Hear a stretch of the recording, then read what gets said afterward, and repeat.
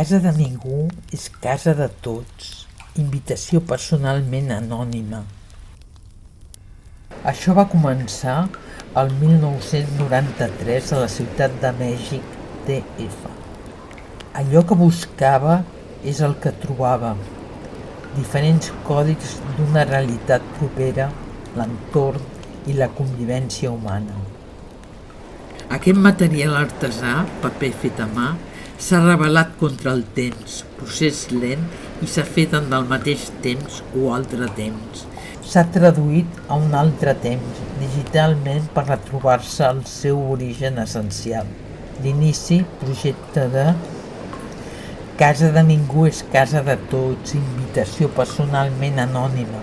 17 imatges de polpa de paper suspeses al sostre i en què la seva lectura descriu una espiral.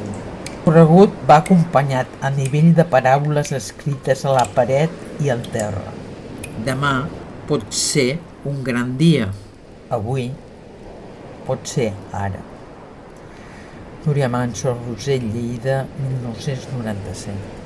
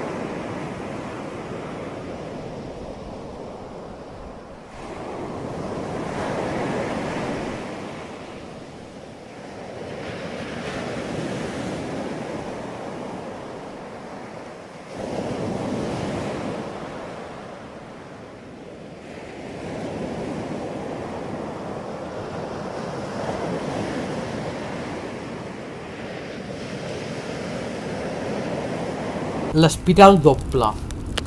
L'espiral és la creació, el límit de transformació, l'anar i tornar, la coexistència entre la terra i el cel, projecte i somni, realitat i ficció. En aquests moments, la raó representa la terra, massa concreta, massa localista, massa feta. L'espiral simbolitza la forma còsmica del moviment, l'evolució de l'univers, la relació entre la unitat i la multiplicitat. L'espiral és l'emblema de la saviesa i l'eternitat, cap a la dreta creadora, cap a l'esquerra destructora. L'espiral representava en el neolític la idea de dansa destinada a provocar l'èxtasis i a facilitar l'evasió cap al més enllà. L'espiral és una invitació a la penetració cap a l'interior de l'univers, cap a la seva intimitat. La idea, el concepte bàsic del projecte global és escriure i llegir amb imatges. L'interès se centra en el procés d'informació visual i la seva comunicabilitat, com les empremtes en la memòria esdevenen símbols.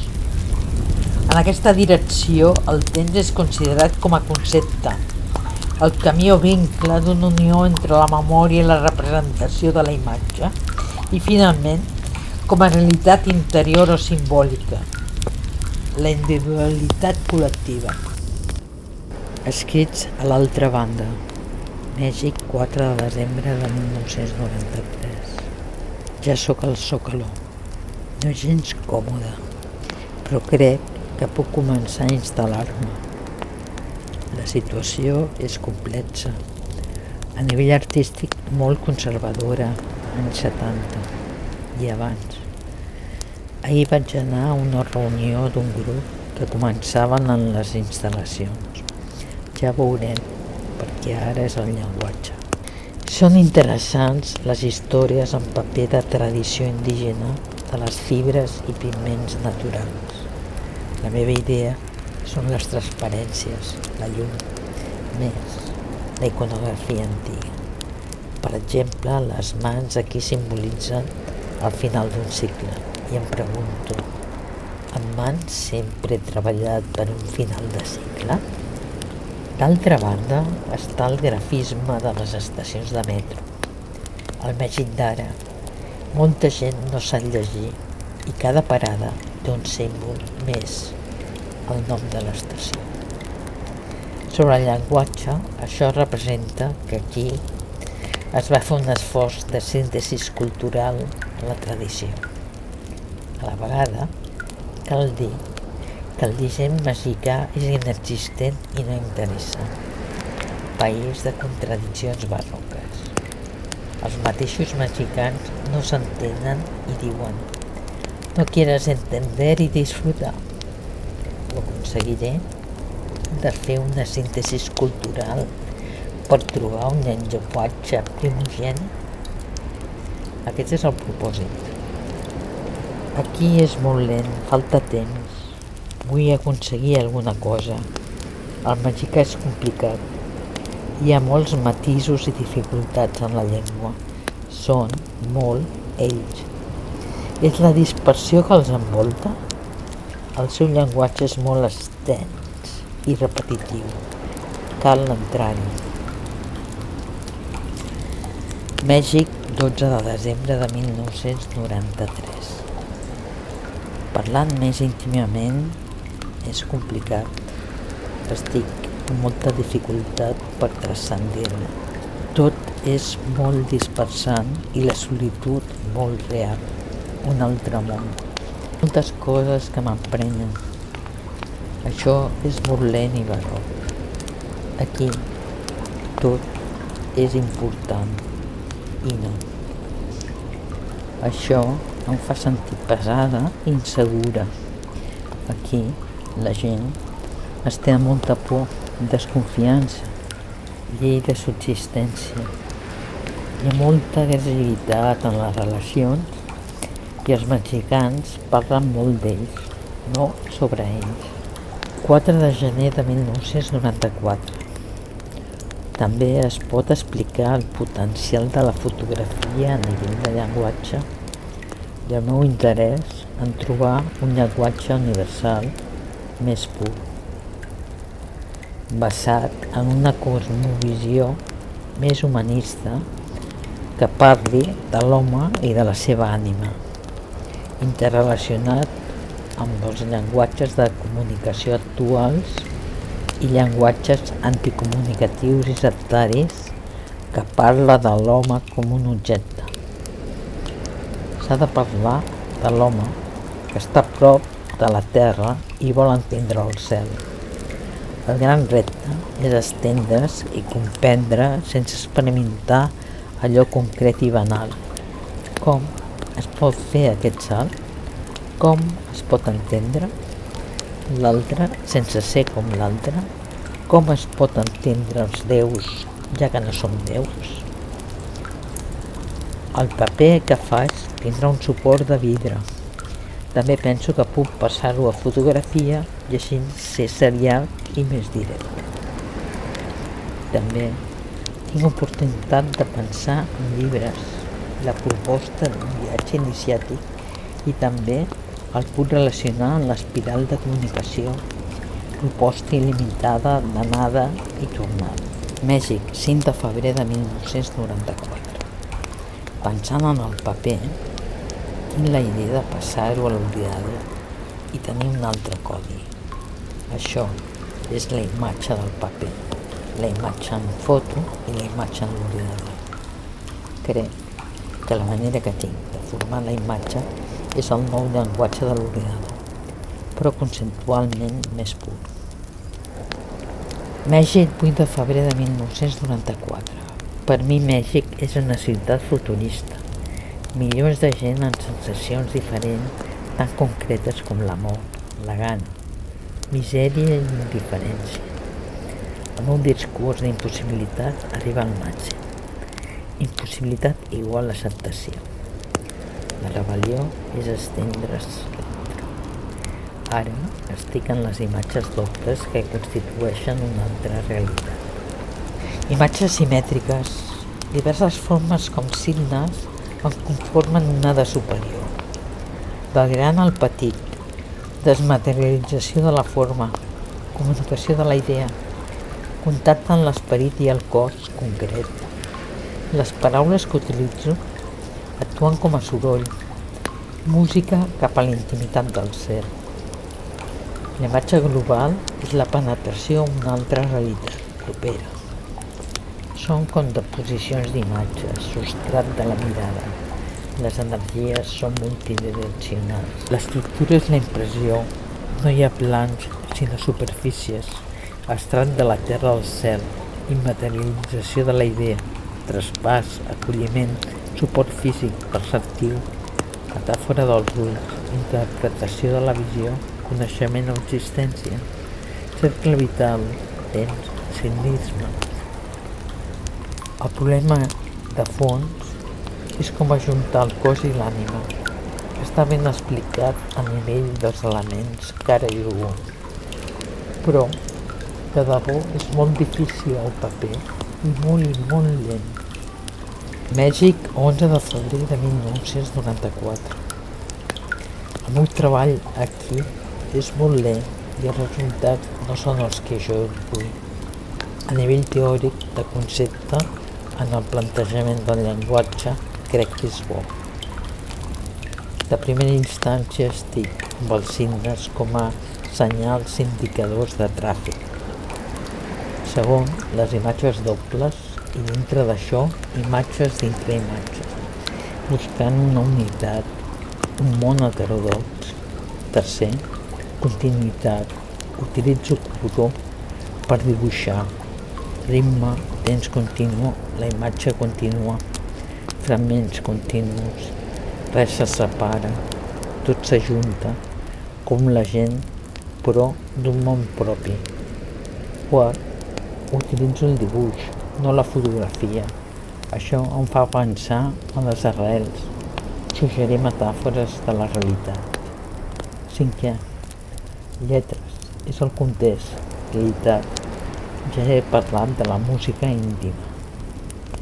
Tot això sona molt bé, però a nivell tangible, la tècnica de paper, la seva fragilitat, no sé si m'ho podré emportar. Crec que produir desesperadament no és possible.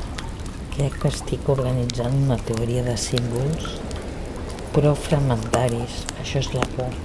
No trobo ara per ara la pedra que... És una mica de tendència dels jeroglífics que feien fotografia. Estic en un nivell molt dens, per això es fa palès que no ho sé.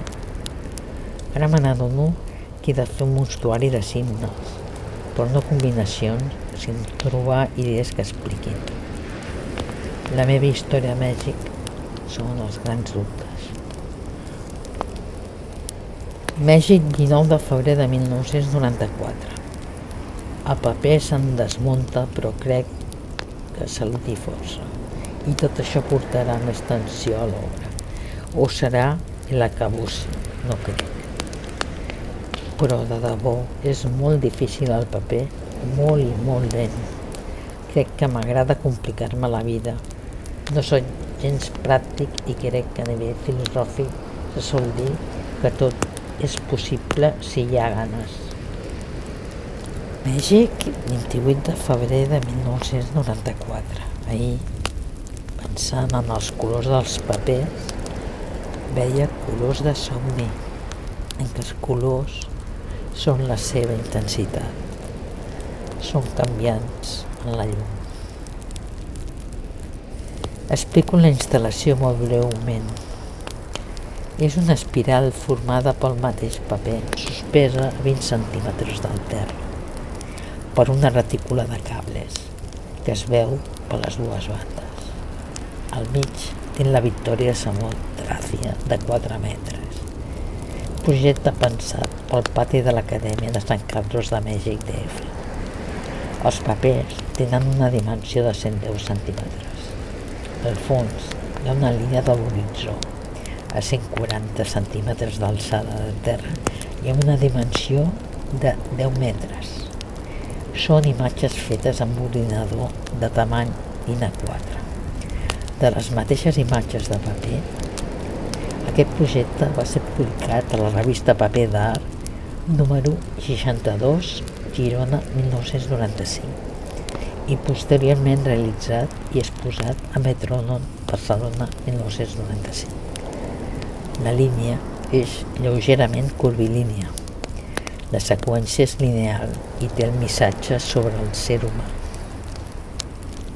Explico els títols i les obres fetes a paper. 1. Indicador humano. 2. Señal luminosa. 3. Información planetaria. 4. Ausencias de afirmación. 5. Círculo continuo. 6. En dirección prohibida. 7. Visionar la realidad. 8. Eclipse parcial de lo humano. 9. En todas direcciones, prohibido adelantarse. 10. Imagen virtual, identidad de ser. 11. Línea continua. Crónica mórbida. 12. Presencia de ausencias, vado permanente. Els títols tenen molt a veure amb les senyals de trànsit, relació amb un codi conegut. Tot és un marasme d'idees que s'han de pair.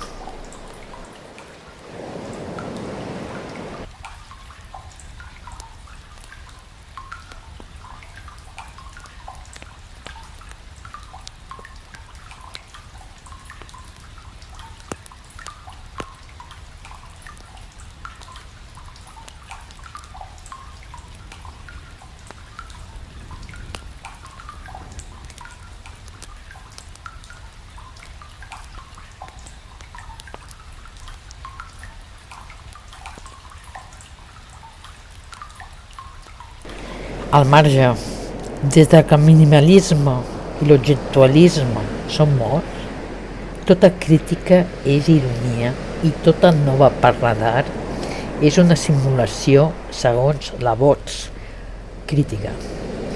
Els autors o progenitors del producte d'art no riuen ni de l'art ni de l'altre, sinó que al contrari s'avergonyeixen de l'ésser humà com a paradigma egocèntric de motor de canvi.